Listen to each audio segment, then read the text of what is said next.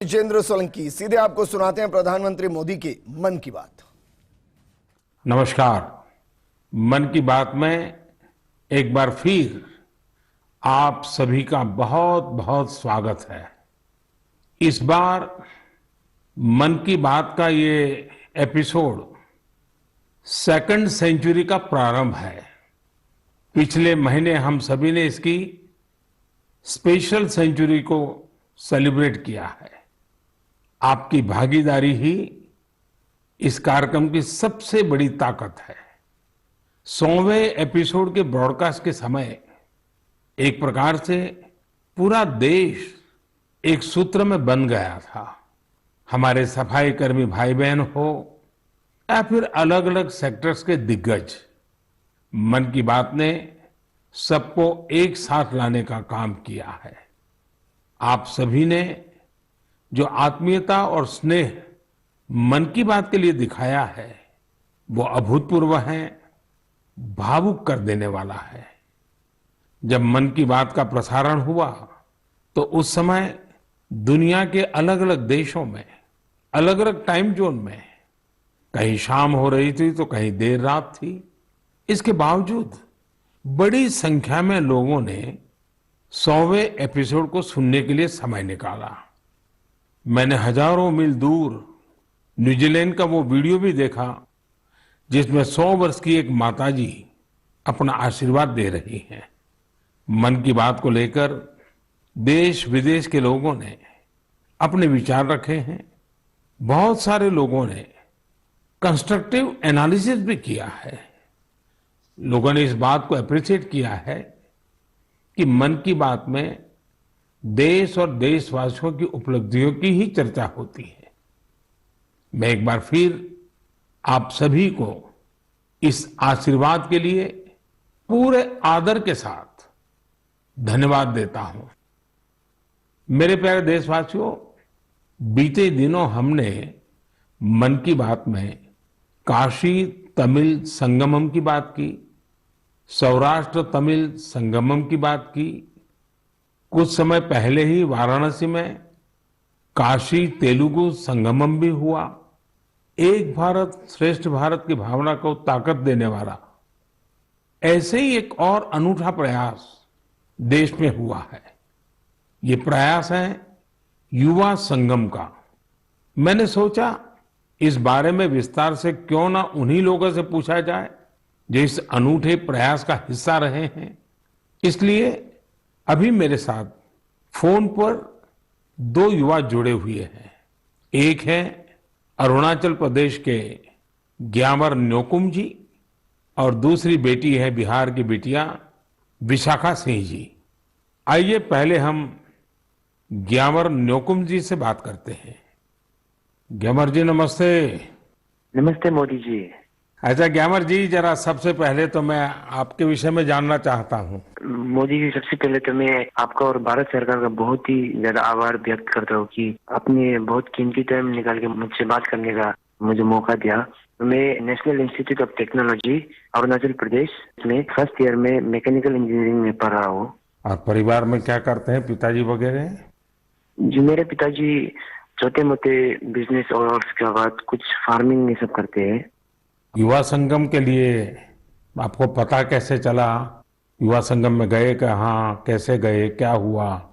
मोदी जी, मुझे युवा संगम का हमारे जो इंस्टीट्यूशन है, जो एनआईटी है, उन्होंने हमें बताया था कि आप इसमें भाग ले सकते हैं। तो मैंने फिर थोड़ा इंटरनेट में थोड़ा खोज किया। फिर मुझे पता चला कि ये एक बहुत ही अच्छा प्रोग्राम है जिसमें मुझे एक भारत श्रेष्ठ भारत ना जो विजन है उसमें भी बहुत ही योगदान दे सकते हैं और मुझे कुछ नया चीज जानने का मौका मिलेगा ना। तो तुरंत मैंने फिर उसमें वेबसाइट में जाके एनरोल किया।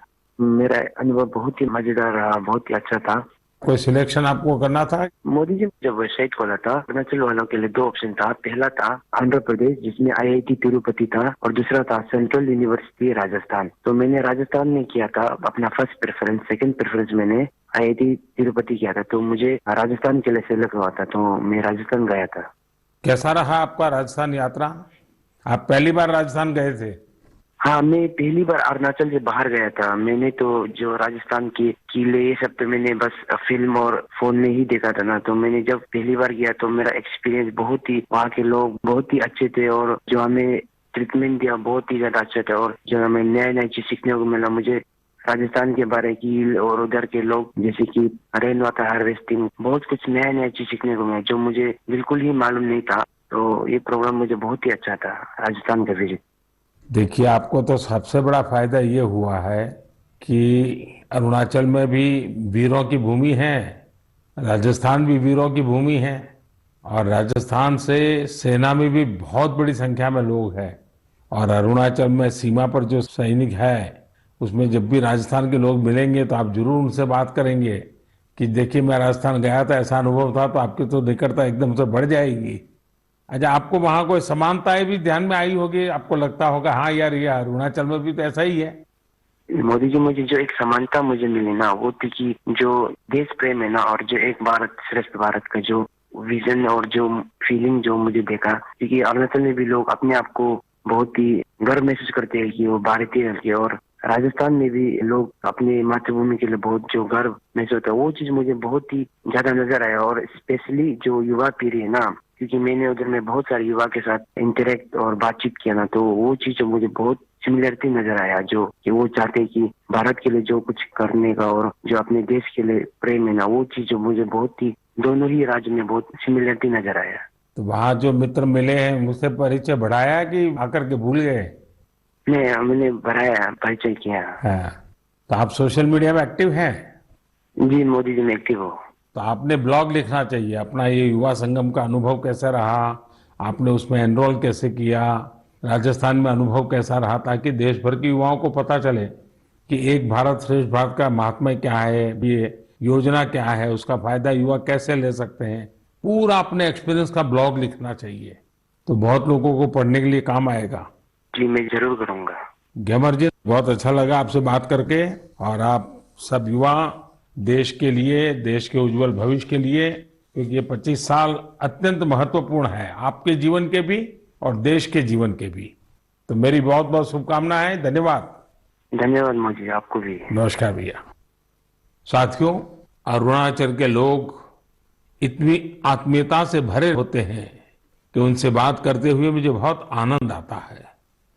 युवा संगम में ग्यामर जी का अनुभव तो बेहतरीन रहा।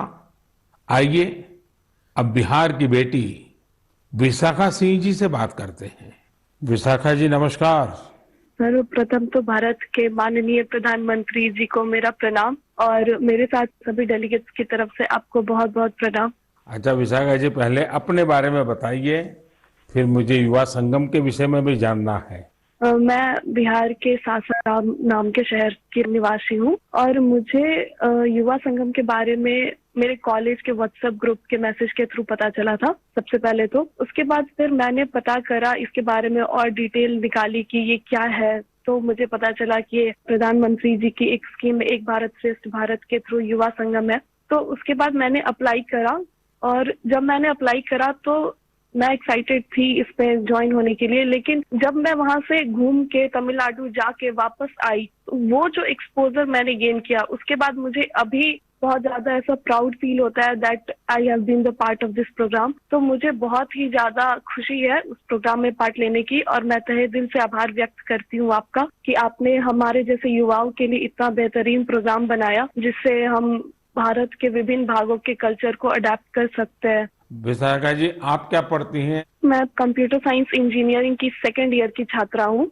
अच्छा विशाखा जी, आपने किस राज्य में जाना है, कहाँ जुड़ना है, वो निर्णय कैसे किया? जब मैंने ये युवा संगम के बारे में सर्च करना शुरू किया गूगल पे, तभी मुझे पता चल गया था कि बिहार के डेलीगेट्स को तमिलनाडु के डेलीगेट्स के साथ एक्सचेंज किया जा रहा है। तमिलनाडु काफी रिच कल्चरल स्टेट है हमारे कंट्री का। तो उस टाइम भी मैंने जब ये जाना, ये देखा कि बिहार वालों को तमिलनाडु भेजा जा रहा है, तो इसने भी मुझे बहुत ज्यादा मदद किया ये डिसीजन लेने में कि मुझे फॉर्म फिल करना चाहिए, वहां जाना चाहिए या नहीं। और मैं सच में आज बहुत ज्यादा गौरवान्वित महसूस करती हूँ कि मैंने इसमें पार्ट लिया, और मुझे बहुत खुशी है। आपका पहली बार जाना हुआ तमिलनाडु? जी, मैं पहली बार गई थी। अच्छा, कोई खास यादगार चीज अगर आप कहना चाहें तो क्या कहेंगे देश के युवा सुन रहे हैं आपको। जी, पूरा जर्नी ही माने तो मेरे लिए बहुत ही ज्यादा बेहतरीन रहा है। एक एक पड़ाव पे हमने बहुत सारी अच्छी चीजें सीखी हैं। मैंने तमिलनाडु में जाके अच्छे दोस्त बनाए हैं, वहाँ के कल्चर को अडेप्ट किया है, वहाँ के लोगों से मिली मैं। लेकिन सबसे ज्यादा अच्छी चीज जो मुझे लगी वहाँ पे, वो पहली चीज तो ये कि किसी को भी मौका नहीं मिलता है इसरो में जाने का, और हम डेलीगेट्स थे तो हमें ये मौका मिला था कि हम इसरो में जाएं। प्लस दूसरी बात सबसे अच्छी थी वो थी जब हम राजभवन में गए और हम तमिलनाडु के राज्यपाल जी से मिले, तो वो 2 मोमेंट जो था वो मेरे लिए काफी सही था। मुझे ऐसा लगता है कि जिस एज में हम हैं एज अ यूथ, हमें वो मौका नहीं मिल पाता जो कि युवा संगम के थ्रू मिला है, तो ये काफी सही और सबसे यादगार मोमेंट था मेरे लिए। बिहार में तो खाने का तरीका अलग है, तमिलनाडु में खाने का तरीका अलग है, जी, तो वो सेट हो गया था पूरी तरह। वहाँ जब हम लोग गए थे तो साउथ इंडियन क्विजीन है वहाँ पे तमिलनाडु में, तो जैसे ही हम लोग गए थे तो वहाँ जाते के साथ हमें डोसा, इडली, सांभर, उत्तपम, वड़ा, उपमा ये सब सर्व किया गया था। तो पहले जब हमने ट्राई करा तो दैट वाज टू गुड। वहाँ का खाना जो है वो बहुत ही हेल्दी है, एक्चुअली बहुत ही ज्यादा टेस्ट में भी बेहतरीन है और हमारे नॉर्थ के खाने से बहुत ही ज्यादा अलग है। तो मुझे वहाँ का खाना भी बहुत अच्छा लगा और वहाँ के लोग भी बहुत अच्छे लगे। अब तो दोस्त भी बन गए होंगे तमिलनाडु में। जी जी, वहाँ पे हम रुके थे एनआईटी त्रिची में, उसके बाद आईआईटी मद्रास में, तो उन दोनों जगह के स्टूडेंट से तो मेरी दोस्ती हो गई है। प्लस बीच में एक सीआईआई का वेलकम सेरेमनी था, तो वहाँ पे वहाँ के आसपास के कॉलेज के भी बहुत सारे स्टूडेंट्स आए थे, तो वहाँ हमने उन स्टूडेंट से भी इंटरेक्ट किया और मुझे बहुत अच्छा लगा उन लोगों से मिलकर। काफी लोग तो मेरे दोस्त भी हैं और कुछ डेलीगेट से भी मिले थे, जो तमिलनाडु के डेलीगेट बिहार आ रहे थे, तो हमारी बातचीत उनसे भी हुई थी और हम अभी भी आपस में बात करते हैं, तो मुझे बहुत अच्छा लगता है। तो विशाखा जी, आप एक ब्लॉग लिखिए और सोशल मीडिया पे ये आपको पूरा अनुभव, एक तो इस युवा संगम का, फिर एक भारत श्रेष्ठ भारत का, और फिर तमिलनाडु में अपनापन जो मिला, जो आपको स्वागत सत्कार हुआ, तमिल लोगों का प्यार मिला, ये सारी चीजें देश को बताइए आप। तो लिखोगी आप? जी जरूर। तो मेरी तरफ से आपको बहुत शुभकामनाएं हैं और बहुत बहुत धन्यवाद। जी, थैंक यू सो मच। नमस्कार। ग्यामर और विशाखा, आपको मेरी बहुत बहुत शुभकामनाएं। युवा संगम में आपने जो सीखा है वो जीवन पर्यंत आपके साथ रहे, यही मेरी आप सबके प्रति शुभकामना है। साथियों, भारत की शक्ति इसकी विविधता में है। हमारे देश में देखने के लिए बहुत कुछ है। इसी को देखते हुए एजुकेशन मिनिस्ट्री ने युवा संगम नाम से एक बेहतरीन पहल की है। इस पहल का उद्देश्य पीपल टू पीपल कनेक्ट बढ़ाने के साथ ही देश के युवाओं को आपस में घुलने मिलने का मौका देना। विभिन्न राज्यों के उच्च शिक्षा संस्थानों को इससे जोड़ा गया है। युवा संगम में युवा दूसरे राज्यों के शहरों और गांवों में जाते हैं। उन्हें अलग अलग तरह के लोगों के साथ मिलने का मौका मिलता है। युवा संगम के फर्स्ट राउंड में लगभग 1200 युवा देश के 22 राज्यों का दौरा कर चुके हैं। जो भी युवा इसका हिस्सा बने हैं, वे अपने साथ ऐसी यादें लेकर वापस लौट रहे हैं जो जीवन भर उनके हृदय में बसी रहेगी। हमने देखा है कि कई बड़ी कंपनियों के सीईओ, बिजनेस लीडर्स, उन्होंने बैग पैकर्स की तरह भारत में समय गुजारा है। मैं जब दूसरे देशों के लीडर से मिलता हूं तो कई बार वो भी बताते हैं कि वो अपनी युवावस्था में भारत घूमने के लिए गए थे। हमारे भारत में इतना कुछ जानने और देखने के लिए है कि आपकी उत्सुकता हर बार बढ़ती ही जाएगी। मुझे उम्मीद है कि इन रोमांचक अनुभवों को जानकर आप भी देश के अलग अलग हिस्सों की यात्रा के लिए जरूर प्रेरित होंगे। मेरे प्यारे देशवासियों, कुछ दिनों पहले ही मैं जापान में हिरोशिमा में था। वहां मुझे हिरोशिमा पीस मेमोरियल म्यूजियम में जाने का अवसर मिला। यह एक भावुक कर देने वाला अनुभव था। जब हम इतिहास की यादों को संजो कर रखते हैं तो वो आने वाली पीढ़ियों की बहुत मदद करता है। कई बार म्यूजियम में हमें नए सबक मिलते हैं, तो कई बार हमें बहुत कुछ सीखने को मिलता है। कुछ दिन पहले ही भारत में इंटरनेशनल म्यूजियम एक्सपो का भी आयोजन किया था। इसमें दुनिया के 1200 से अधिक म्यूजियम की विशेषताओं को दर्शाया गया। हमारे यहाँ भारत में अलग अलग प्रकार के ऐसे कई म्यूजियम्स हैं जो हमारे अतीत से जुड़े अनेक पहलुओं को प्रदर्शित करते हैं। जैसे गुरुग्राम में एक अनोखा संग्रहालय है, म्यूजियो कैमेरा। इसमें 1860 के बाद के 8000 से ज्यादा कैमरों का कलेक्शन मौजूद है। तमिलनाडु के म्यूजियम ऑफ पॉसिबिलिटीज को हमारे दिव्यांगजनों को ध्यान में रखकर डिजाइन किया गया है। मुंबई का छत्रपति शिवाजी महाराज वास्तु संग्रहालय एक ऐसा म्यूजियम है जिसमें 70,000 से भी अधिक चीजें संरक्षित की गई हैं। साल 2010 में स्थापित इंडियन मेमोरी प्रोजेक्ट एक तरह का ऑनलाइन म्यूजियम है। ये जो दुनिया भर से भेजी गई तस्वीरों और कहानियों के माध्यम से भारत के गौरवशाली इतिहास की कड़ियों को जोड़ने में जुटा है। विभाजन की विभीषिका से जुड़ी स्मृतियों को भी सामने लाने का प्रयास किया गया है। बीते वर्षों में भी हमने भारत में नए नए तरह के म्यूजियम और मेमोरियल बनते देखे हैं। स्वाधीनता संग्राम में आदिवासी भाई बहनों के योगदान को समर्पित 10 नए म्यूजियम बनाए जा रहे हैं। कोलकाता के विक्टोरिया मेमोरियल में विप्लवी भारत गैलरी हो या फिर जलियांवाला बाग मेमोरियल का पुनरुद्धार, देश के सभी पूर्व प्रधानमंत्रियों को समर्पित पीएम म्यूजियम भी आज दिल्ली की शोभा बढ़ा रहा है। दिल्ली में ही नेशनल वॉर मेमोरियल और पुलिस मेमोरियल में हर रोज अनेकों लोग शहीदों को नमन करने आते हैं। ऐतिहासिक दांडी यात्रा को समर्पित दांडी मेमोरियल हो या फिर स्टैच्यू ऑफ यूनिटी म्यूजियम, खैर मुझे यहीं रुक जाना पड़ेगा क्योंकि देश भर में म्यूजियम्स की लिस्ट काफी लंबी है और पहली बार देश में सभी म्यूजियम्स के बारे में जरूरी जानकारियों को कंपाइल भी किया गया है।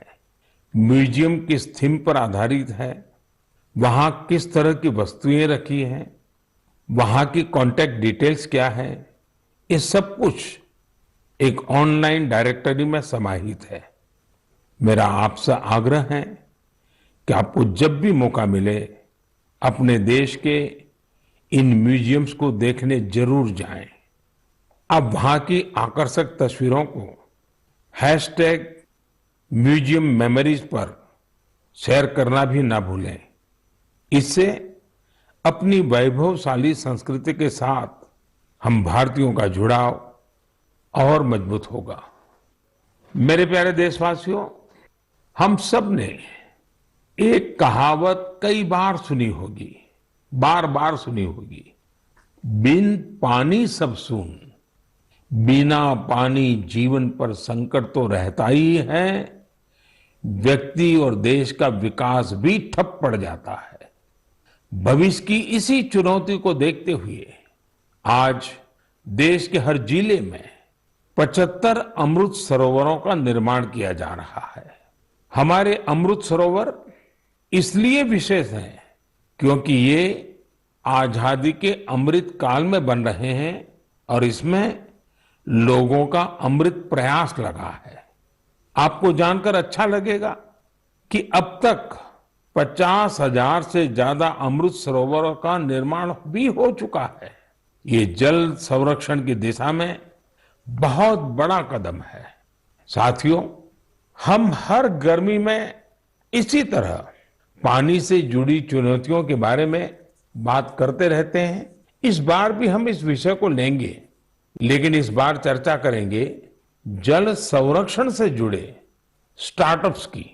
एक स्टार्टअप है फ्लॉक्स जेन। ये स्टार्टअप IoT एनेबल्ड तकनीक के जरिए वाटर मैनेजमेंट के विकल्प देता है। ये टेक्नोलॉजी पानी के इस्तेमाल के पैटर्न्स बताएगा, और पानी के प्रभावी इस्तेमाल में मदद करेगा। एक और स्टार्टअप है लिव एंड सेंस। ये आर्टिफिशियल इंटेलिजेंस और मशीन लर्निंग पर आधारित प्लेटफॉर्म है। इसकी मदद से वाटर डिस्ट्रीब्यूशन की प्रभावी निगरानी की जा सकेगी। इससे ये भी पता चल सकेगा कि कहां कितना पानी बर्बाद हो रहा है। एक और स्टार्टअप है कुंभी कागज। ये कुंभी कागज ऐसा विषय है, मुझे पक्का विश्वास है आपको भी बहुत पसंद आएगा। कुंभी कागज स्टार्टअप उसने एक विशेष काम शुरू किया है। वे जल कुंभी से कागज बनाने का काम कर रहे हैं। यानी जो जलकुंभी कभी जल स्रोतों के लिए एक समस्या समझी जाती थी, उसी से अब कागज बनने लगा है। साथियों, कई युवा अगर इनोवेशन और टेक्नोलॉजी के जरिए काम कर रहे हैं, तो कई युवा ऐसे भी हैं जो समाज को जागरूक करने के मिशन में भी लगे हुए हैं। जैसे कि छत्तीसगढ़ में बालोद जिले के युवा हैं। यहां के युवाओं ने पानी बचाने के लिए एक अभियान शुरू किया है। ये घर घर जाकर लोगों को जल संरक्षण के लिए जागरूक करते हैं। कहीं शादी ब्याह जैसा कोई आयोजन होता है तो युवाओं का ये ग्रुप वहां जाकर पानी का दुरुपयोग कैसे रोका जा सकता है, इसकी जानकारी देता है। पानी के सदुपयोग से जुड़ा एक प्रेरक प्रयास झारखंड के खूंटी जिले में भी हो रहा है। खूंटी में लोगों ने पानी के संकट से निपटने के लिए बोरी बांध का रास्ता निकाला है। बोरी बांध से पानी इकट्ठा होने के कारण यहां साग सब्जियां भी पैदा होने लगी हैं। इससे लोगों की आमदनी भी बढ़ रही है और इलाके की जरूरतें भी पूरी हो रही हैं। जन भागीदारी का कोई भी प्रयास कैसे कई बदलावों को साथ लेकर आता है, खूंटी इसका एक आकर्षक उदाहरण बन गया है। मैं यहां के लोगों को इस प्रयास के लिए बहुत बहुत बधाई देता हूं। मेरे प्यारे देशवासियों, 1965 के युद्ध के समय हमारे पूर्व प्रधानमंत्री लाल बहादुर शास्त्री जी ने जय जवान जय किसान का नारा दिया था। बाद में अटल जी ने इसमें जय विज्ञान भी जोड़ दिया था।